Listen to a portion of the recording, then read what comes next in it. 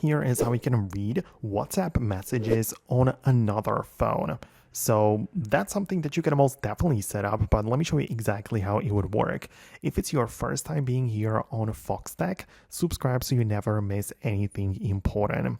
So on my iPhone, when I look up the WhatsApp, you can see that it's just, normal UI. I have my chats in here and all of the stuff. So if I want to add more devices in here, I can move over on this iPhone to the U section, to the profile.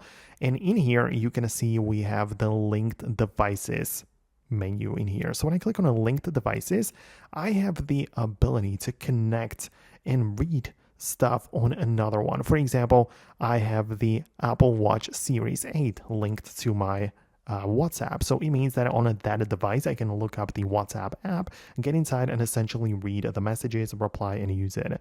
You can as well click on the plus button and basically link it to another phone. So if I just pull up another phone, like it might be even an Android or another device, open up the WhatsApp, I'm not actually going to sign in with a new phone number, but on the setup page, I tap on the three dots and click on the option which says linked as companion device.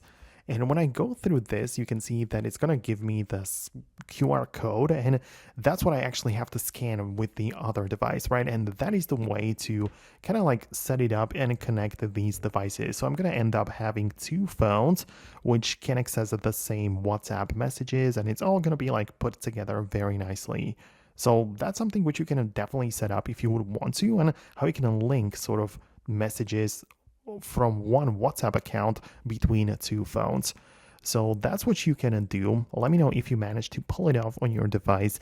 Thanks a lot for watching. Definitely subscribe for more tutorials and videos like this one, and I'll talk to you later in the future uploads.